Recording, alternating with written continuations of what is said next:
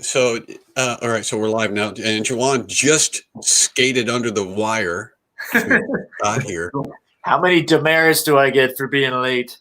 Well, here's the thing. Attention. Juwan might know the answer to your question, Hans. Oh, good. So if you just fill him in on what you told us. Was this regard the article of clothing? Yes. Yes. Well, I don't want to do. Okay, I'm going to make the story more vague then. There's a human being I know. Well, Make it as vague as possible. do you want me to share this thing or not? Because I'm friends with people that I went to high school with. I don't want to be mean to anyone, in particular the person at hand. No, there was just a person I know who every day when I encountered this person used to wear. It was an article of clothing. It was like a long sleeve turtleneck dress thing that kind of went down to her knees, but she was short, so it may have not been a dress, and I don't know what it was called. So it may have just been an extra large. Is what you're saying. So what is an extra large what? Yeah. Right, what is it? What's it called, Juwan? What is that called? A woman's dress that was a turtleneck that went down to her knees. Right. Yeah. It was like it had like the like the flaps, like the front and back flap, whatever you call that. Not tails. You know how like a shirt has like a front part and the back part, and it goes like loops. I'm done talking about this. It's not funny. I'm not sure you want me to even tell you what's in my head right now. and the side parts. There's I'm working on the flaps right now. I didn't. So these like overalls, like a turtleneck overall. I regret telling this story. It's just like it was like a turtleneck sweater dress. So yeah, Julia thinks it's a sweater dress. Yeah, it was a sweater dress with either a turtleneck or a dickie. That's the false turtleneck thing that goes underneath. Yeah, I'm with whoever said it was just like an extra large sweater. Yeah. It's a fuzzy poncho. We should have called it that, fuzzy poncho. Is it really just as simple as calling it a sweater dress? I mean, that's a thing.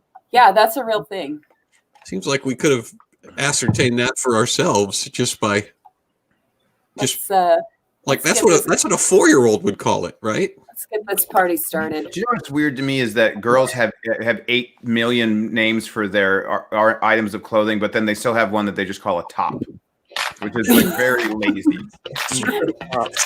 What differentiates a top from something like a sweater dress? Do we know? You guys are just jamming to the music. Yeah. Okay. Sign up if you dare. Starving comics everywhere. All the world's in quarantine, so catch the vibe and dig the scene. Take a seat, gonna grab a snack, gonna kill a room, gonna talk some smack. Cutting it down like a lumberjack, come take a ride in my Cadillac. Kicking it live on the radio, everybody got a right to know. This ain't my first rodeo, hit the spotlight, here we go. Are you ready for the show? All right, I'm gonna take Hans backstage. All right. And I'm taking myself backstage. You don't have to do it so forcibly. You could just guide him back there. You didn't have to grab his arms. You didn't have to grab him by the sweater vest and yank him backstage. Hans looks good in that sweater vest. It's a little short, I think. Yeah. For him. But sweater dress. Yeah, he should go for extra large. Dude. Boom. Welcome. That is the worst hip hop band poster ever. Thanks for joining me. I was trying to figure out what to do with my hands. Yeah. I can't either. I don't know what to do with my hair. Where have you been? It took you. Juwan barely made it tonight. Yeah. I was okay. Like, with you guys, after we're done with the show, it would take me like an hour to leave while we're still talking. So I was talking to somebody else just before here, and I don't know how to stop them. How do you stop conversations? I'm not good at starting them or stopping them. The middle parts I'm pretty good at. We had a little girl that lived across the street from us when the kids were younger, and she had a technique where she was 7 or 8 years old, and when she was tired of them, she would say, "Just go home now." That's not bad. So maybe you could try that. You could just say, "Stop talking now." There's a comedian that Dimitri Martin, in case you don't know him. He said, when you're at a party, all you do is say what you're going to do, and that ends the conversation. So you're like, I'm going to go grab a drink, and then you leave. And then you leave and go do it. So maybe I need to start doing that. I'm going to get the car. I'm going to leave this conversation, and then you just leave. Right. I need some stock things to do to be able to. Right. Well, why would that? Why couldn't you do that? Why couldn't you just tell people that you're going to go do another thing other than standing there and talking to them? And I'm from the South. We have all these laws concerning, social interactions and those kind of things. So, well, just don't get like too specific. Don't be like, I'm going to go pretend to get a drink because I'm trying to get away from you. Like, don't. Yeah. Okay. You don't want to reveal too much. It's like eventually, sometime in the future, I'm going to get a drink. Yeah. So I'm going to go smuggle Cocoa Puffs over the border. All right. Well, this is our beta test show tonight. Last week, you may remember, was alpha test. We were just checking to make sure that the Starving Comics show was going to work as predicted in 2021. And it went pretty well, I think. Yeah, I think so. But I also we talked about it, and I believe we're still going to go through the entire Greek alphabet, right? With our testing. I'm not the gamma test. The gamma test will be weird. Yeah, the omega test would be the. That sounds like something needs to blow up. I like that. See, that sounds good though. Omega test. It does. Like one man. Yeah, we're probably not going to go that far. So, Rachel wants to know why you're time stamped, Brian. That's a great question because that's his freshness date. Yes, he expires after this show. Yeah, so you have to really enjoy me tonight because after tonight, he's going to stink next week. That's right.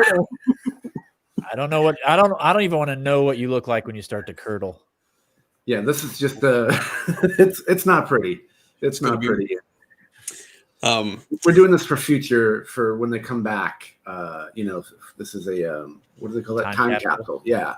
So in 300 years they can go, oh, this is the day. That's when everything went wrong. This is it when has nothing to do with the fact that my camcorder is turned the wrong way and buttons have been pushed. It has nothing to do with that at all. So you don't know how to take that timestamp off, do you? Without doing damage to your. I can. No, you should leave it there. I like it. I like it. In fact, it's a requirement from now on. It's a requirement on the show, unless you prominently display the date in the corner of your video feed. That's right. Seriously, January 12th. Guys, I'm calling you from the future. That's right. It happens in 2 days.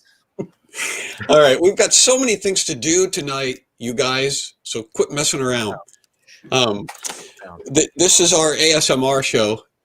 Again, we're gonna do some ASMR because that worked out so well last time. I can't think of any reason why we shouldn't do it again. Oh, hey, and we want Hans, and so they're already getting restless. That's right. Kitty's already up in arms. It's just like where's Hans? We were promised Hans. And we want him now. Give us Hans. We were going to give you Barabbas, but if you want Hans, little Easter joke for you. All right, ladies and gentlemen, back by popular demand. Actually, yeah. Well, I'm gonna talk to him about this when we get him back out here. Hans Fiene is back with us from Lutheran Satire, and author and creator of Lutheran Satire. And all around interesting and fun chap.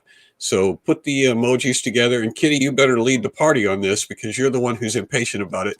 Hans Fiene, everybody. Hi, everyone. Emoji. Nice bed. Thank you very much. This is the guest room. which you can tell because it has wrapping paper and stuff and a Maya Angelou quote above the bed.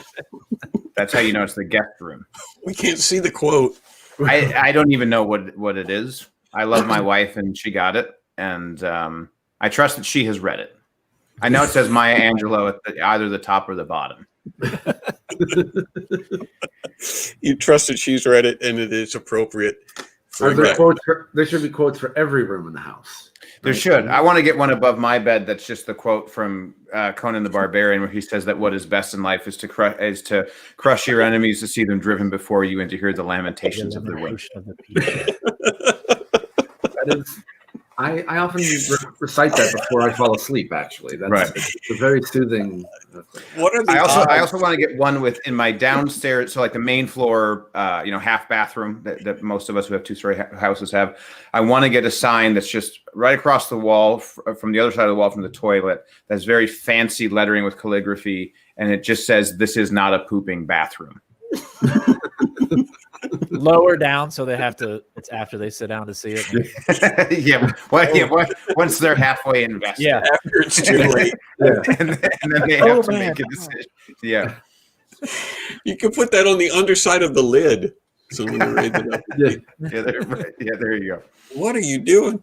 Yeah. What do you think the odds are if you put that Conan quote, displayed it on your office wall, that without a reference, if it didn't say, Conan the Barbarian, how many people do you think would think that came from the scripture somewhere? Or even if you wrote Conan 121, right? Yeah. 121, yeah. Yeah, I mean, like if you take the righteousness out of the book of Judges, that's a pretty Judges kind of That's quote. where you'd find Joshua it. as well. Yeah, that kind of stuff. Crush your enemies and see them driven before you. Yeah. Right. All right, Hans, since we've got you here again, finally, remember when you broke our hearts a few weeks ago? Remember that? I do. Yeah, I remember that. There was tears and sorrow. You know the enthusiasm that Kitty had for you to come out here? It was like that, only the other. It was that much disappointment and angst when I had to tell everybody Hans isn't going to be here with us this week. On the one hand, I feel bad about that, but on the other hand, that makes me feel very good about myself. So like that makes me, it's sort of a weird thing, but that makes me happier than having people compliment me. Like disappointing people for not showing up is so much better than pleasing people for being there. I don't know why that is, but you didn't have to do anything. Yeah, that's a big part of it too. After zero you don't do anything and you feel the love. So, but part of it too, because all right, so when you guys do stand up, do you find that on the one hand you want you're comedians, so you're mentally defective, and so you want people to love you and value you and tell you that you're good, but then the second people start complimenting you, is that incredibly awkward, and do you just want to get away from it? And you start arguing with them. Yeah. No, you were so funny. It's like, no, I wasn't. It was terrible. You're just dumb. That's why you thought I was funny. When I was in college, I used to play they had these grand pianos in the lounges of the dorms. And so I would go play one, and I had this great plan. I was like, I'm going to play the piano. And then, because girls walk by all the time, and then one of them will stop by and she'll hear it and she'll go, "What was that?" And I'd go, "Oh, it's just something I wrote." And she'd go, "You wrote that?" And then we would get married. And the funny thing was that it worked every time, except for as soon as a girl went, "You wrote that?" I just went, "That's like 3 chords. Why are you impressed with that? You need to have higher standards. I don't want to go out with you." Yes, that is exactly what stand-ups do.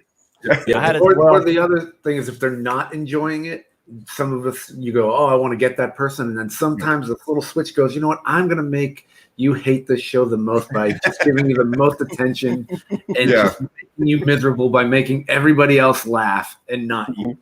Yeah. I had the same plan in college with a guitar, but nobody stopped. Yeah. Guitar is desperate though. Like, because a piano, you just go, "Oh, I happen to be walking by a place where there already was a piano." Had to breathe. But guitar, you strap it on your back and you sit down by a tree. Right. You know, Okay. You don't accidentally happen upon Yeah, a guitar. right. I get that. Right. Does that work? Right. Does that extend to accordions then? 'Cause you have to carry an accordion. Yeah, someone should try it at some point.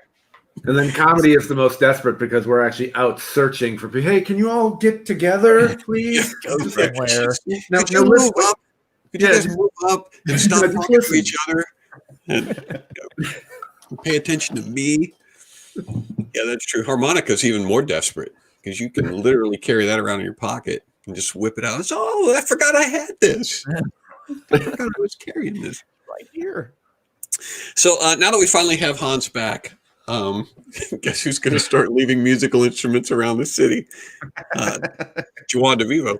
Sounds like a now this video. We left a rocket spiel under the bridge just to see who would play it.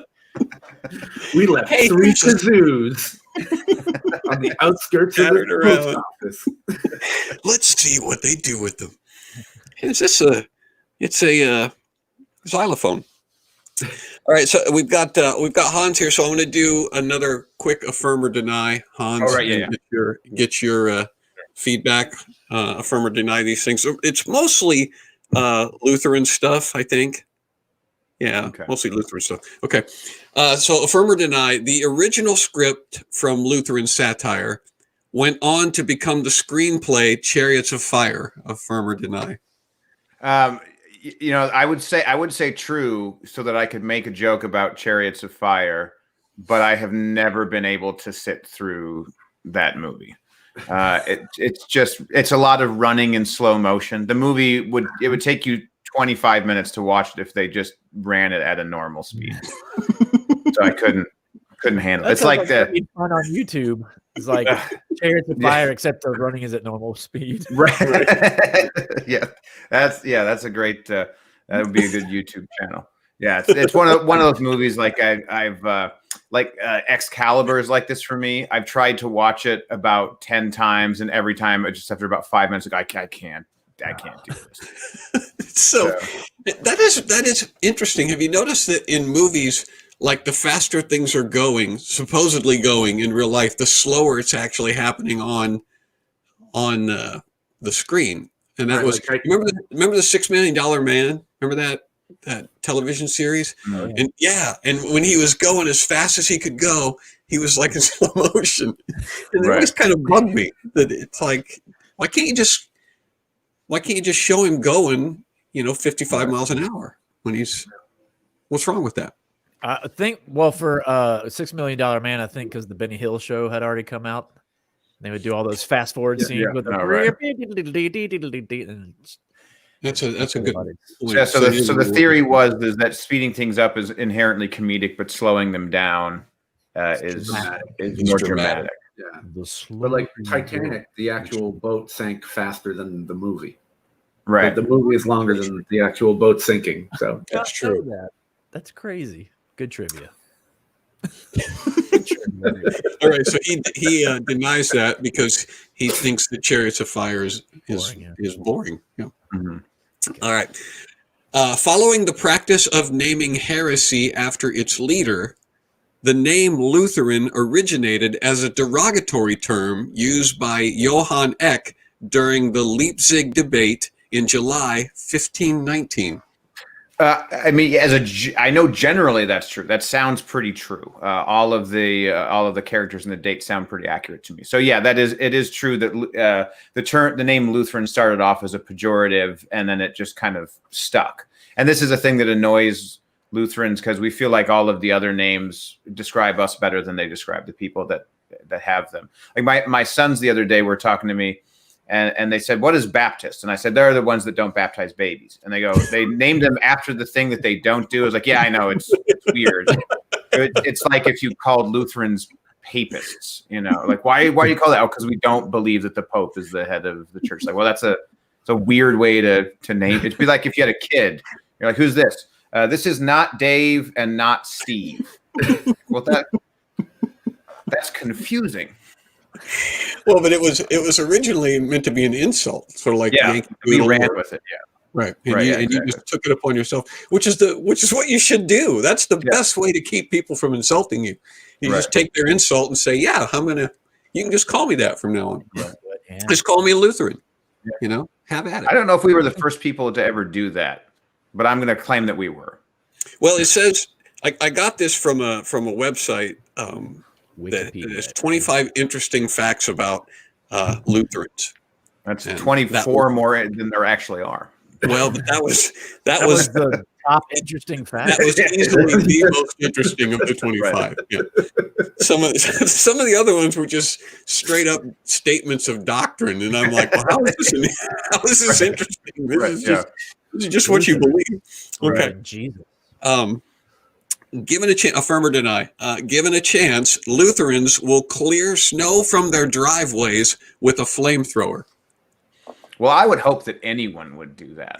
I don't want to meet the man who, if you handed him a flamethrower and he said, "No, I'll shovel." I don't want to. I'm not friends with that guy. Okay, so what? Regardless of denomination, that would be. I would hope. Yeah. You would affirm that, even the That's Baptist. That's an ecumenical truth. I would. Yeah, I would. You know, it's not like a church discipline issue, but it should be. I can see the Pentecostals doing that. Yeah, but they do it without earthly fire. Without a flamethrower, right? They just breathe the Holy Spirit right out into the driveway. Just call it right down. All the way, yeah. All right, last one. Affirm or deny, ending a prayer with amen and a woman is astoundingly dumb. I don't even think that's it's not just that it's dumb, it's that it's so embarrassing.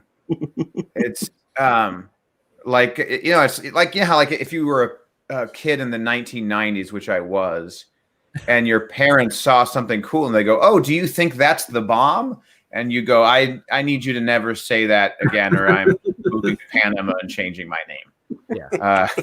That's how. So shriveled up a little. When you Yeah, like I mean, the heresy is bad, and that's obvious. Like, you know, in my head, I know the heresy is the worst thing, but in my heart, the cringe is just 50 times worse. In my heart. Yeah. Yeah, I felt it was so dumb. I actually felt bad for the person doing it. It's like, man, that is so incredibly dumb. I feel bad for you. Because amen basically means so be it, or let it be so, or whatever. And so sticking a woman at the end of that is like saying, well, I hope that comes to pass. And a woman, it doesn't make any sense at all. Right. All right. I wanted to ask you before we get into the game for tonight, which everybody is looking forward to, and I'm afraid if I take too long, and Kitty's going to start rattling my cage again. But there was an ad on the Lutheran Satire YouTube channel. You know how like YouTube will pick ads and put them in front of videos, and I wanted to ask you about this because I just thought it was super compelling, and now I can't bring it up. Oh, there we go. All right. So it was for the 31-day wisdom challenge.com. Have you heard of this? No, I have not. Well, you're advertising it. Here are the kingdom revelation words to live by and words of wisdom given to empower you to reign in your life. So basically you kick off 2021 with the 31-day wisdom challenge. And there's all sorts of people. It's time sensitive. The 31-day wisdom challenge will be officially starting on January 1st. So to be sure to register for this free challenge. Oh, we're already behind. Well, but I think, you know, with God's help, you can probably catch up. Half the wisdom. No. Well, it's free access to 31 days of mentoring from some of the most influential kingdom-minded leaders. And I just wondered if you've heard of any of these people. Well, okay. Well, do you have any names? I mean, I know I have not heard of them, but go ahead and give me their names. They're all wearing sweater vests. Gosh. There's like a Lana Vauser and a Chris Vallotton and Brian Simmons and Pete Vargas and Will I don't know Hart. why I find those names so funny, but I find them. Pete Vargas is one. That's great. Well, here's the thing. So this 31-day wisdom challenge. Here are the bullet points for this wisdom challenge. Number 1, 8-figure kingdom entrepreneur is what the guy who's putting it on. It's going to make you an 8-figure kingdom entrepreneur. I'm going to make you an 8-finger entrepreneur. You just chop off those thumbs, and then step 2. We don't even need a step 2. We've accomplished everything we need. So Recognized marketing industry expert, creator of Crush It with Challenges, and the go-to industry expert in challenge marketing. Is this a Christian thing or like? That's what I was going to ask you. Let me explain how the Google monetization ads work, which is that Google picks out all the ads and they do it based off of things that are in the video that supposedly other people might find appealing. So one of the fun results of that is that sometimes the Mormons indirectly pay me to make fun of them. And so people go, can you believe, aren't you should talk to Google and YouTube and tell them the Mormons can't run videos before your Mormonism video. No, that's cool. They can totally give me money to say that Joseph Smith is not a prophet. I'm very happy to take their money for them. It sounds like something that triggered the Kenneth Copeland algorithm, though. Right? Yeah, that's probably that would be my guess. Yeah, I did a Kenneth Copeland video, so my guess is someone's like, "Hey, did you like videos making fun of Kenneth Copeland? Well, maybe then you sincerely and earnestly want to go to a conference of people who are worse." So work on those algorithms, YouTube. Yeah, Keep plugging away. All right. Well, then good on you. If you're figuring out how to make a buck from the people who you're actually mocking. I've already made more money than all of the people who will go to the conference because I got the people in the conference who are putting on the conference to pay me. So who's the genius now? That is mine, though. We know who the genius is. All right, we're ready for the game.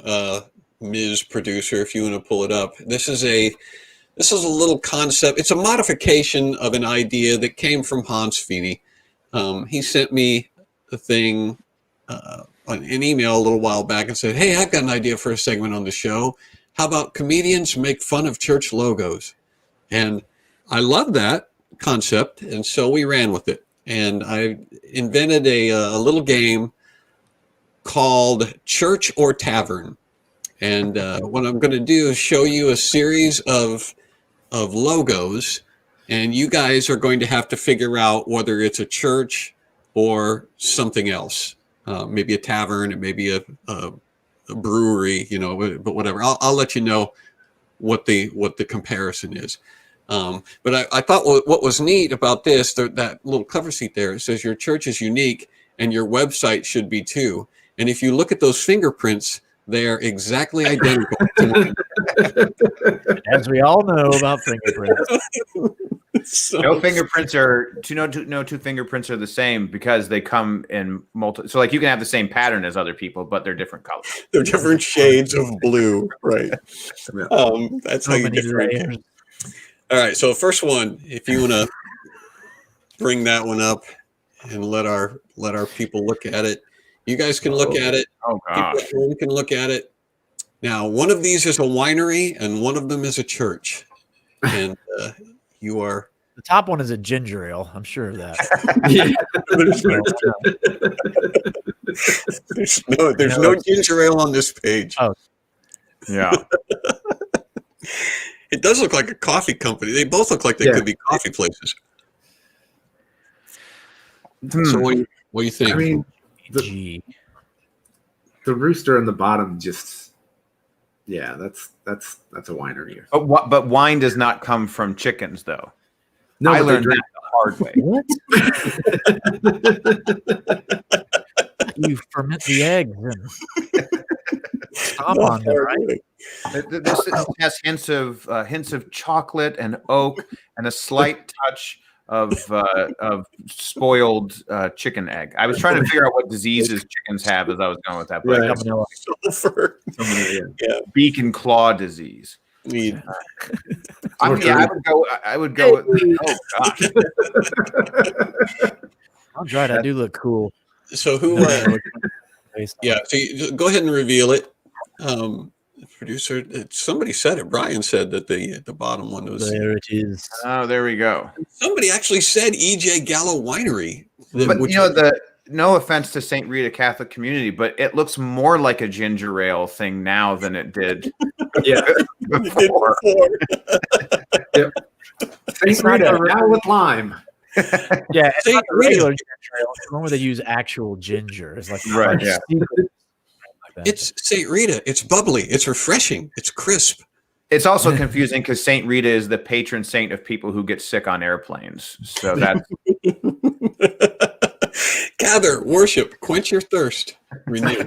All right. The next pairing here. Oh, one man. of them is a seed company. One of them is a church. one of them is a what? A seed company. Well, I feel like that's a little obvious. Highmark, the seed. yeah, Highmark has to seems be the church. too.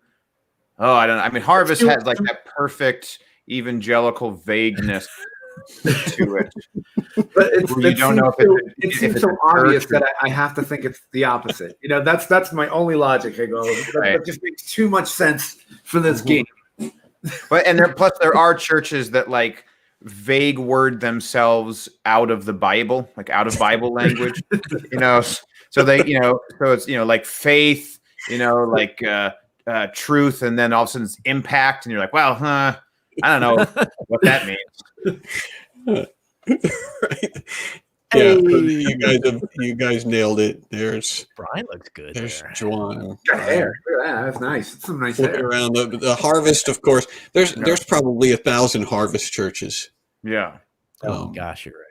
There's probably a Highmark church somewhere, but I couldn't find it. There was a church somewhere in Indianapolis called White Harvest, and yeah, I don't know how multicultural they are. Yeah. It's good to know your demographic. Yeah. Who are we looking for? Well, all right. One of them is a church. One of them is a camping supply I store. know this one, but Well, I don't do either. So evangelical churches, at least. So, oof. Rush Creek. Rush Creek has good church. Yeah, they got good tents. They got good down jackets. If you've ever slipped on a pair of Rush Creek boots, they are so all-terrain. Top church, bottom camping supply, or camping supply. Rush Creek is the Both church. look like a great place to go to get granola. Camping. I feel like whichever of these is a church, I feel like it's like Pacific Northwest Evangelical Church that has a coffee bar, and then also a little, like when you're at hotels and you have the little thing that you turn to get your cereal, you get to get your Fruit Loops. Yeah. But this has like congregational, harvested from the community garden, freshly toasted granola. Yeah, I think you're right. Either way, you got granola. Right. This isn't even hard for you guys. Yeah. Just blowing through this. Oh, there we go. Yeah. Church. I like the arrow. I tried to add that. I couldn't find the logo with the word church on it anywhere. So I had to add that separately. At this point, we wouldn't know what the Camping World underneath the logo. Oh, that's the church. Okay. Oh, this is not fair. There you go. North Star Church, North Star Bank. Oof. Oh my. Don't talk to me about fair. If we go with the Hans Fiene test of the clean logo looking vagueness, I think the bottom one is the church. Because it kind of looks like the harvest. Yeah. And it seems sort of like they tried to do like not quite a Star of David, like they didn't know how to do one. I was like, is that a Star of David? And they're like, yeah, I think. That looks similar. Then they ran out of time. We need to do the Star of David, but if we could rebrand it, if we could just rebrand it a little, maybe make it a little more now. Right. Can you do that? Can you just rebrand the Star of David and not get in trouble? I was just envisioning what you were saying. I mean, I don't think it's copyrighted, but I feel like you would run into other issues. I think so too. It can't be kosher, right? No. Oh. No rabbi would bless that gone with logo. Top looks like a star. The church top star looks more northeastern. I'm not sure what that means. They're both banks. No, one of them is a church. I wouldn't do that. Oh, what? Have any sort of a. All right, flip it around. Flip it around and show them. Oh, yeah, there we go. Hans is right. It's like the simpler and more vague you are, the more likely it is that you're dealing with a church. The more difficult it is to figure out. Businesses want you to actually know. Right. One of these is a lounge. One of them is a church. Oh wow. Oh my gosh. What's AV? Is that an AV? You think? It could. Well, who knows? It could be. Yeah, I'm inclined to say the top one is a church simply because it looks like it was taken out of like an adult coloring book that they give to to visitors. You know, lower your stress. Mm-hmm. Right. Yeah. As a gift package, adult coloring book. Congregational history from the 3 years since they rebranded. Well, you're kind of going against your own theory, though, because you're taking the one that's more complicated. And if you had said, for the bottom one, if you had said skating company, like skateboard company, then I would feel more confident that it was the top one. Yeah, well, living in California. The problem is one of them is not a skating company. Actually, I didn't get to determine what the business was. Yeah. Although living in California, the top one looks like it could be like a commune type of like organic place. Although I see the cross in there with the T. So by the way, what is a lounge though? Like I know what a bar is. Is that the same thing? A lounge, I think, is a bar with more comfortable chairs. A lounge is a bar in LA. In Los Angeles. Wow. It's an A bar in LA. Okay, so we'll go for the top one. Yeah, a lounge is just a bar, but it sounds better. So there you go. There we go. Oh, nicely done. Look at that. I think Brian caught the cross in there. I think that was the gem. Yeah. There's a cross in the background on the logo. I thought that's good. Well, you guys are doing way better than I thought you were going to do. I was hoping to frustrate you. And you always can't throw us, man. Seemed like you're having a good time, and that wasn't. This one's probably going to be easy. One of them's a brewery. One of them's a church. Yeah, I'd say the top's the brewery. That's my. I think so. No, I'm going to go with the top as the church because the bottom is the Grove, and I don't think if you own a brewery, I feel like Grove is a church trying to be so hard, so edgy that they dropped the article. Right. They don't even need that. Grove. Right. Dude, next, it's just going to no vowels at all. You just have to figure. Top church, bottom brewery. Top church, bottom brewery. Okay, so people are going with the top as the church. Well, Dakota thinks the bottom is the church. Dakota. I think the bottom is the church. Yeah. Did you vote, Hans? You think it's the top? I'm saying top is the church. Top is the church. Is that what you said, Juwan? Yeah, I'm going with that. Top church, bottom brewery. What do you say, producer? Oh, there. The bottom, that beautiful logo at the bottom. Man. Yeah, that's about it. The lack of any artistic skill and the sans serif letters. What is that anyway? What is that shape? Is that like a leaf? It's like attached to a circle. It's someone's niece. Someone's fine arts major niece was hired to. My apologies to the Grove Church. And to whoever's niece made whoever's fine arts niece made the thing. Whoever's niece. It's like a musical note meets an orange. And when that happens, of course, you're going to call it the Grove. Yeah, exactly. Orange, man. When citrus meets plant life. Okay, there's 3 of them here, obviously. One of these is a church, and the other 2 are casinos. 2 pitfalls. All right. Sandals is in Jamaica, isn't it? Sandals is like a resort thing, but I feel like that could be vaguely, like walking the footsteps of Jesus type of thing. Like I a number of years ago, I saw a guy during Holy Week. He was dressed up as Jesus, and he was carrying a cross down the street, and he had put on the full tunic and stuff, and had the long hair, and was trying to make it look really authentic. But he was wearing Tivas, and and the Velcro, like that's a little, You're maybe walking in the footsteps of Jesus, but you're not wearing his shoes. Right. Yeah. So Cliff Castle's a little UFO-y for me, and Red Hawk. I don't want to think that that's a church because I don't even know where you get that name. Like. It's from Isaiah. It's Isaiah, what, 48? What's the lift up with wings like eagles? Yeah. It's like if you drink too many energy drinks and start a church. That's what the right. It's like if you're a church that promises a monster truck rally and then just a monster truck rally and forgets to be a church. Let's start a church. So I'm gonna go with Sandals as the church. Is the church? I'm gonna go with Cliff Castle as the church. Cliff Sandals Castle. could be like a casino, but it could be like a religious casino, like the Footprints. Right. About You gamble, but then you're not allowed to win any. Where I only saw one Cliff set Castle. of footprints. Right. Cliff Castle's got a lot of roads.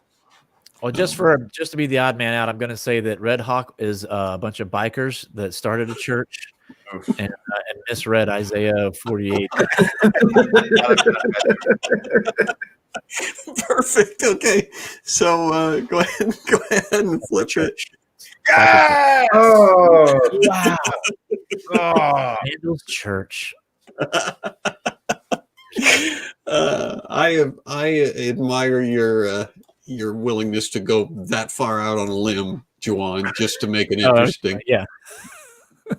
All right, I think we got one more. And this one is another three set, and again, it's church and casino. I found a lot of casinos that look like they could be. You go with the bad font. Well, or the this is clip art? obviously a misdirect. Now, here's the thing. This one has two churches in it. One of them is a casino. One of the churches is a casino. Oh, No. One of the logos is a casino. well, Sunrise is a casino. okay. As far as I know, none of the churches are actually casinos. Hard. All right, so the Black Cross is 100%. If that's a church, that's someone Googled Ash Wednesday clip art, and then that was their church logo.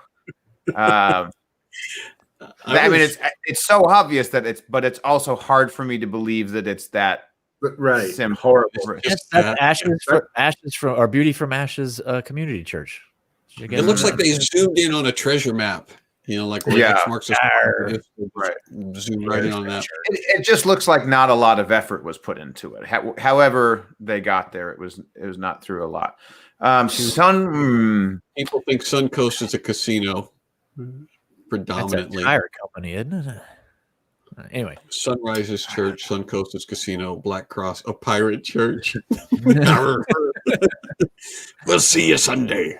Yeah, I'm going Sunrise as the casino. Yeah, so two of these are a church, right? Yes, there are two churches. There's only one casino. I mean, it's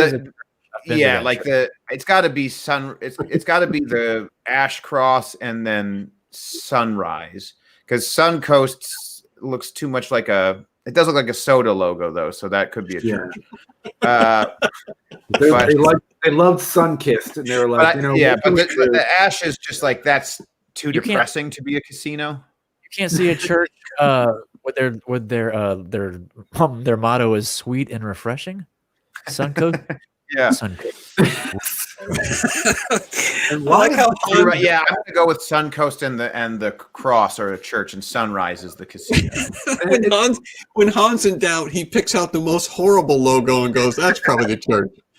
It's so look bad. how depressed the sun is. Like the sun is just like really sad. So that's got to be a casino, right? Sunrise is a casino for children. For children. Yeah. It's where you leave your children. Yeah. It's a casino for children where you leave them. That's what I'm going with. You give them $50 and then they develop a gambling problem by the time that you pick them up. But I think did I pick that as the church? I don't remember. Oh, there you go. Suncoast is the casino. Well, now I know why it's the sun looks depressed. Okay. I was completely wrong on all counts on that one. Wow. Yeah. Calvary Church really went for it. I mean, they didn't because they downloaded clip art, but but imagery wise, if you're wanting to not be Sunrise Baptist Church, you have accomplished it. It looks like the credits from a depressing HBO show. Camera's messing up. Film is burning projector. Yeah, it's some like depressing Tom Waits song playing in the background. Anytime to go to sunrise. All right. So while we're doing this, before we get into the ASMR that everybody is holding their breath for, can you bring up the lyrics that Juan did? We did a few weeks ago. I'm going to see if Hans can identify the song. Wait a minute, what's going on here? Okay, so a few weeks ago we did.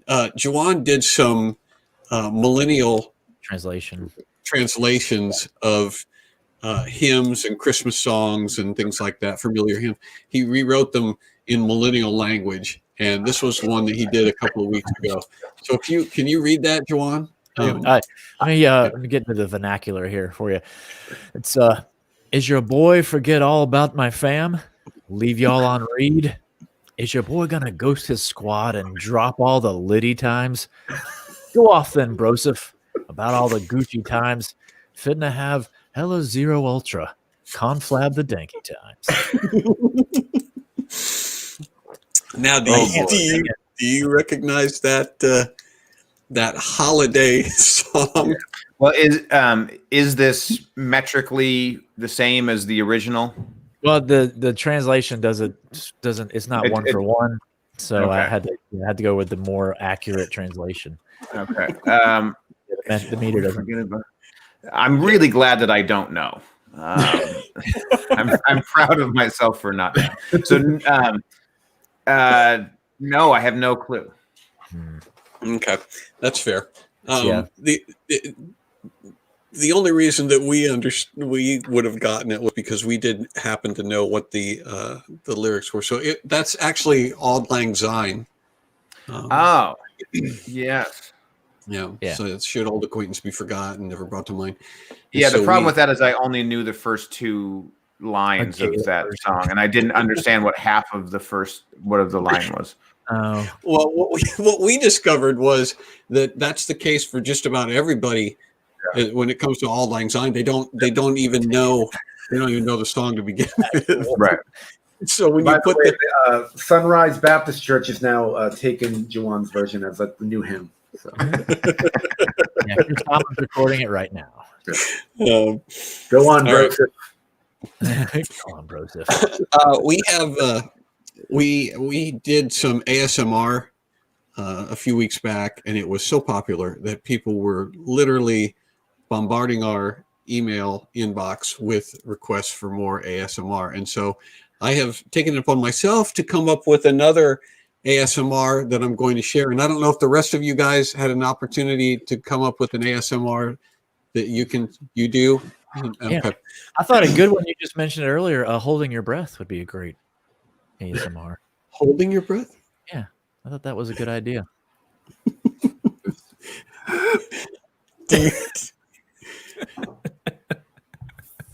Let's take a moment and relax for some ASMR while Brian holds his breath. All right, I'm going to go first, and I have a regular old pen here that I can click,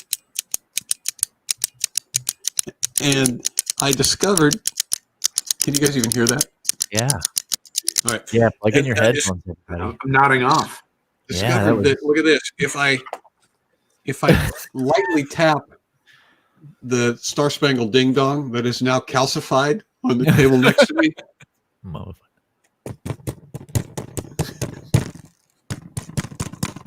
think I heard some pieces break off.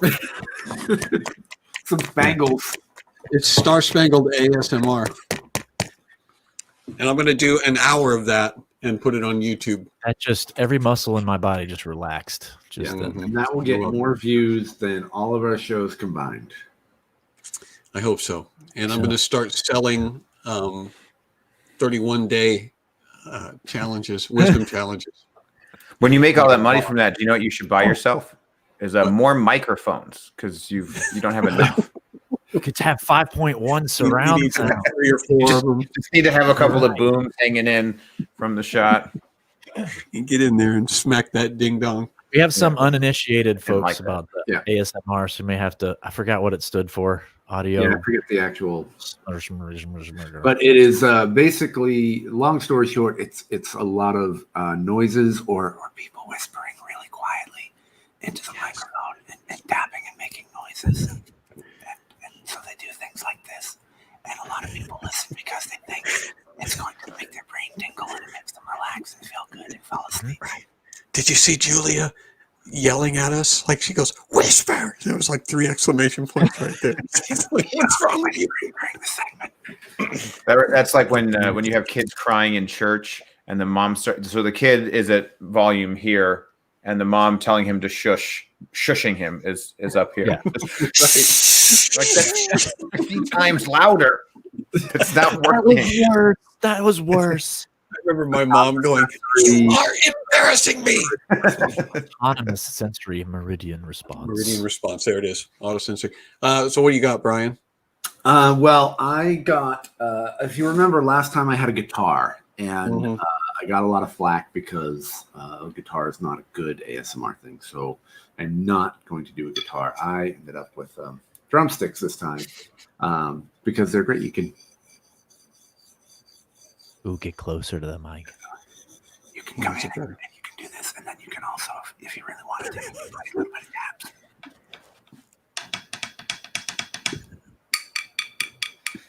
And the nice thing about it is I also brought a little glass full of seashells that I can shake, and I have my own little ASMR rhythm section. And we can do a little song and put you to sleep. Okay. 1, 2, 3. Oh, that's not how you do it. Okay, I'm sorry. I think you need more cowbell. Always. What you got, John? Okay, I wasn't gonna. Let me turn up my microphone. Hijack wife is totes relaxed. Okay, we're just gonna do it. Okay.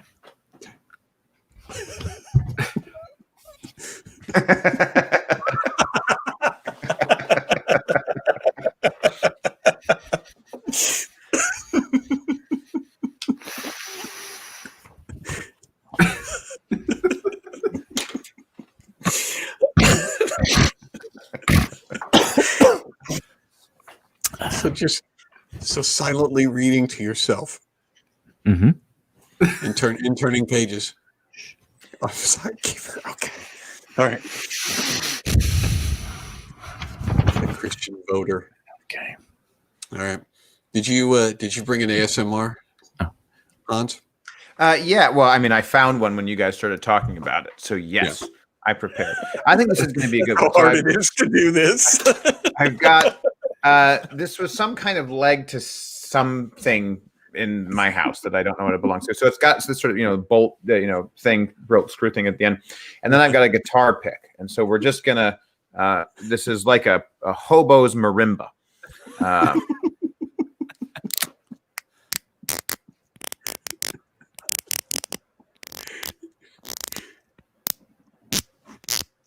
That's unpleasant. I regret my decision.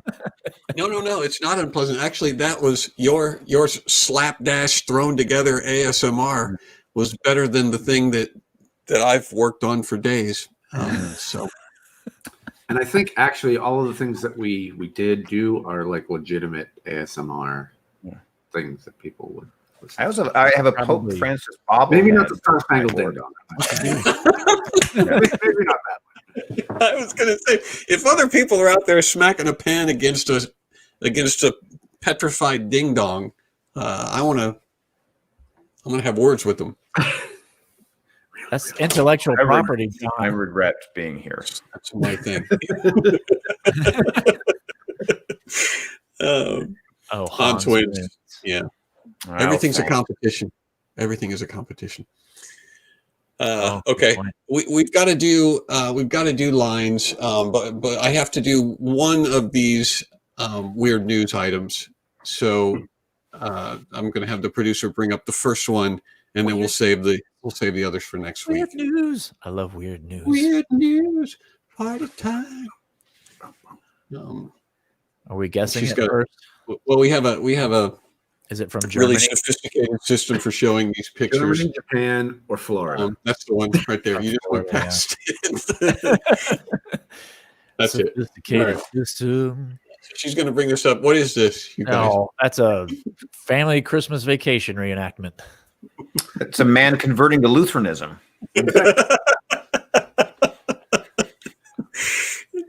That's right. It's a dude. I believe that's what you flame- comedians call a throwback. Mhm. It's- He's using a flamethrower to get the snow off of his driveway. Do you want to guess where this took place? Anybody? It is It not strikes me as a- Florida. It strikes me as a place that doesn't normally have snow and where people have flamethrowers. So I'm going to go with Texas. Yeah. Oh, Brian, you have a guess? I was thinking the same thing of Texas too, because of Texas. I was going to And say They tried Greenland shooting because the snow for a while, but that didn't work. So Greenland's got a lot of oil there. It's They not probably have Texas. it coming out of the. It's not Texas. It's not Florida, and I'm glad of that. It's Being- funny that everybody guessed Texas. Everybody immediately went to Texas. It's like the most American. Russia would be Russia. I'm gonna go with Russia. no, because there's a stop sign in English. No, it's Demon, bring me the flamethrower. well, he is a Lutheran, as we discussed. So Wisconsin, perhaps. Wisconsin. he is. For someone from Wisconsin, that's nothing, right? Right. They wouldn't even. Yeah, they wouldn't even try to. Or they wouldn't even take a picture of it. That's, Yeah. Right. You're right. The fact that they took a picture Right. now you got me Means that worried it's about that. unusual. They wouldn't even take a picture. It's just another thing. Right. You look down the block in Wisconsin, and everybody is doing that. Yeah. So this is it's in Kentucky, you guys. Oh, That's lovely. Yep.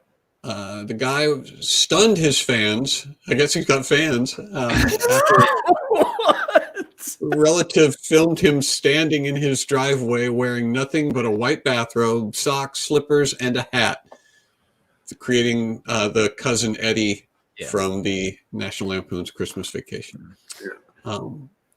So that I went was, to see that for my birthday present when I was a kid. My dad took me and a bunch of my friends to see it, and he had no idea what it was. And he apologized to all of us on the way home for taking us to an inappropriate.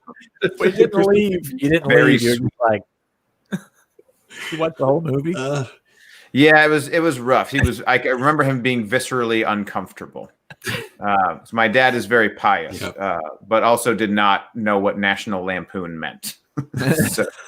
so I want to ask this guy: does he just do flamethrowers and enacting other characters from other movies? Like, is he Tom Cruise's character in The Last Samurai, Right. except with a flamethrower? Alien. right, Flamethrower. Yeah. Mhm. What am I thinking of? Yeah. Yeah. Well, But with a flamethrower. he dressed up like Miss Piggy from the Muppet Show, only with a flamethrower. yeah. Is Tom there- Hanks is there from any- That Thing You Do. With a flamethrower.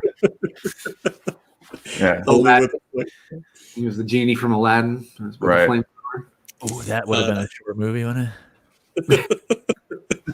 all right, we have a game that we got to get to here, and we're gonna play lines. And so what we're gonna do is, those of you who are out in the audience, our at-home viewers, we're depending on you for the lines that we are going to speak. And so what you will do is start typing random phrases into the comment section right now, and our producer will begin scouring the comment section for your comments, and then these lines are going to be used in the sketch. Last time we did this, I had the idea that we should set it up with a scene, and we should have some characters, and we should go in a particular direction and have an ending line that we were shooting at. And that worked out really badly. So this time, what we're going to do is we're just going to start with whatever phrase we'll have. Brian will be the lead off. And so whatever phrase pops up, Brian will say that phrase, and then the rest of us will have to create a scene and a story using whatever that phrase is. And when it comes to, when you get to a point where you need to say something else, you respond to Brian, and then we'll pause and ask for another line. Am I making sense on this? So the lines are going to come from our people at home. Yeah, not all of them. Yeah, we're not going to use all the lines. Is this game called Give Hans Anxiety live on YouTube? Yes. Okay. So basically, the rule is that you have to use a comment when it pops up on the screen. Right. And so you can talk and you can have dialogue and whatever, but when a comment comes up, you have to say that comment. So Hans, I just have to say to you, because you're new to this, and then the comment would pop up. Okay. Oh boy, I am filled with insane glee. Yes, that probably has something to do with the ASMR. One of the things that happens when you have effective ASMR is that it fills you with glee, it fills you with remorse, and it fills you with some happiness. As my great grandmother used to say, that's heresy, Patrick. She got confused sometimes. No. She watched a lot of SpongeBob. And everything was a heresy to Grandma. That's not SpongeBob. That's heresy. Patrick is actually from My Little Pony. It's not exactly a Lutheran satire quote, but it's sort of like the Luke, I am your father thing. It's a slight twisting on the original thing, but that's okay. Yeah. I'm not hurt that you don't know the thing I'm most famous for. Because as people say when they feel like this, smelly Mexico snow bunnies. We all know what that means. You know what? I'm glad you brought that up, because I was desperately hoping that we could come up with some sort of a scene and create a little play here. The smelly Mexican snow bunnies are something that I encountered a long time ago when I was just a boy. I'm 96 years old now, and I'm telling you this as you gather around on my front porch in Kentucky. And I'm telling you, youngsters, can I get a woman? A woman, Grandpa. Did you ever see another smelly Mexican snow bunny? I would like to point out that it was smelly Mexico snow bunnies, which I'm more comfortable with. Because he's right. Smelly Mexican snow bunnies coming from the mouth of a 96-year-old lady from Kentucky probably means something racist. Yeah, we should be sensitive about that. Mexico snow bunnies. Interesting. Canada goose. Smelly Mexico snow bunnies were actually the original names for the Girl Scouts, and they later changed the name to the Girl Scouts because they could sell more cookies that way. I thought it was the original name of the Golden Girls. That was before they committed to, that was with their life of crime. And then when they settled down, right, and then assumed their aliases. Yeah. Yeah. Well, I think I remember the leaders of the Girl Scouts / Snow Bunnies gathered everyone up when they were deciding on the name change, and they sat everyone down and they clearly said, "Anybody want a peanut?" People, there's always a chance somebody wants a peanut. Right. Yeah, even terrorist octogenarians know that you have to have peanuts around. It just would be rude not to. and then somebody would have one in there first. I couldn't think of the lady's name. I want to say Madge, but there's not. Rue McClanahan. It is weird. Like everyone my age knows that show, which means that we watched it with our parents, which means that like when you were 8 for a whole generation of kids, your parents just sat you down and were like, hey, let's listen to the show where 70-year-old women are sexually promiscuous. And that's what the whole show is about every single episode. Yeah. There was Rose and there was Blanche and there was Dorothy and her mother, who was played by Estelle Getty. Who was only like 5 years older than her. But I don't know what her mom's name was. Her mother's name was Crank and Bank. Sweet little old Crank and Bank Vincenzo. Yeah, because it was short. When Crank and Bank went shopping with Dorothy. And they were looking for some new products to buy. They were looking for some sugar, and they're going to make some cookies. And it was so funny. I remember like it was yesterday. They went up to the counter and they asked the cashier for an item, and then Crankenbank turned to Dorothy and said, "Smoke them if you got it." They kept sausages on hand all the time. That was on the side was right. Yeah, they ran a sausage making factory. They did the spinoff with the sausage making factory, which the show, I don't even know if you remember, featured a young Marissa Tomei. So she played the role of Emily, the sausage. Like you can tell I'm a graduate of Second City. Emily, the sausage making lady, who was descended from British royalty, and where the family motto, of course, was "This pudding is expired." This pudding is expired. It's very deep and allegorical if you think about it. Yeah, well, you have to think about the history, of course, of the house of. I can't. What's the name of the pudding company? I was just going to try and make a joke about that. The one that, not Jell-O, but the other one, the snack pack one. Hunt's. Snack what? Doesn't Smith make pudding? I don't know who makes pudding. I feel like this is not working. I feel like you're right. I wish next time it should be a church or pudding. Yeah. I think I realized where it went wrong was when I started talking. No, actually, the lack of a scene, the scene sort of presented itself. It became about the Golden Girls in 70s television, and I was not expecting that. Estelle Getty as Crankenbank. All right. We can. It's going to be a long time before we play lines again on Skew, because I do not seem to be able to figure out how. The important thing about improv is you've got to have a container. You've got to have some kind of boundaries on the thing, because if you just do what I suggested that we do, which is just launch into it, then this is what you get. You end up with. The last time we played, we had a starting point and an ending point. And This time we had neither. And so we're at a starting point. Next time we want a starting point, but no ending point.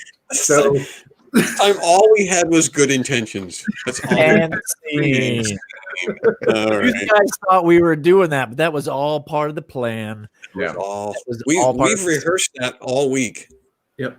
And delivered it perfect. Yeah, perfect. Good job, guys, on the line. Right. So you want these segments to come back. We burn them to the ground. So you want to say that again. No matter how badly things go, there's always somebody who says, "Yeah, let's keep that." When's the last time we had a floater? Mm-hmm. What does that mean? A keeper? Is it floater or a sinker? Flusher. Yeah. Have you not seen a whole other problem, folks? Yeah, I don't know if we've actually had that pop up yet, because I don't think we ever introduced that. I think we never. we did a segment a few weeks ago, Hans, that I thought up called "When Would You Eat That?" And the premise seemed hysterical in my brain. Oh, I was on for that. Was that? Yeah, I was on for that show. Oh, you were on for that. It was dreadful. Man. Yeah, it was really, really bad. And it was, my favorite part of it was after I realized that it was not going to work, I said to Brian, he was trying to guess, and I said to Brian, I think that's enough. And he goes, I think so. I think we can stop now. I think so. He was trying. He was going through mightily trying to keep it going, but it was no good. That's just how we learn. The old flamethrower. Give it the old flamethrower. All right. It's time for the Snappy wrap up, you guys. And this was a good show. We will do it again, probably without lines, but we definitely will have Hans Fiene come back. Yeah. The website, if you haven't registered yet, you need to go and register, become a member at johnbrandy.com, because we got game night coming up. Details for game night are available in the live events section on the website. And that's all I'm going to tell you about that. But it's coming up at the end of the month. It's going to be a lot of fun. Probably way more fun than the lines improv that we did. I guarantee that. And it'll be more fun than a flamethrower in your driveway. And also next week, don't insult my religion like that. It'll be more fun than a Lutheran in a driveway. And next week, Brant Hansen is going to be on with us, and we're doing another comedy workshop. I had an idea for how we can create comedy live on the spot with Brant Hansen, like we did last week or last time. And so he's going to come back. And Brant also made a new purchase that he texted me, and he's got a new item that he's going to bring on, and he's looking to us to help him name this particular thing. So that can't go any way except well, as far as I'm concerned. All right, Hans Fiene, people find you at Lutheran Satire? They can, yeah. And on Twitter at Hans Fiene for the moment. Who knows how long that's going to last. He's currently still allowed on Twitter. You can find me in Twitter this week, and maybe, in a garbage pit the next week. Who knows? Right next door. A garbage pit wearing a sweater dress. And Brian April is comedybrian.com for all of your comedybrian.com needs. And he's also doing some streaming stuff. You're still doing that, right? I am. On twitch.tv/comedybrian. So you can come and talk to Brian. Keep him company. Do that. Juan DeVivo's doing nothing with his life right now. Nope. Yep. We're still trying to figure out if we can have concerts with actual people. And in the meantime, I'm looking into putting in applications for cookout burger fast food joints and that kind of thing. Trying to do a side hustle, Just trying to make that mortgage. So if anybody needs work done around the house, you need your gutters cleaned, you need some light repair work or carpentry, give Juan a call. You can find him at castingcrowns.com. Drop him a line. And that's our show. What's that? I just like how Snappy wrap up popped up there. It's a Snappy wrap up. That's her subtle way of saying it hasn't been snappy, so it's time to stop. We will see you guys all next week. Thanks for joining us, and we'll see you next Sunday, 7 o'clock. Bye.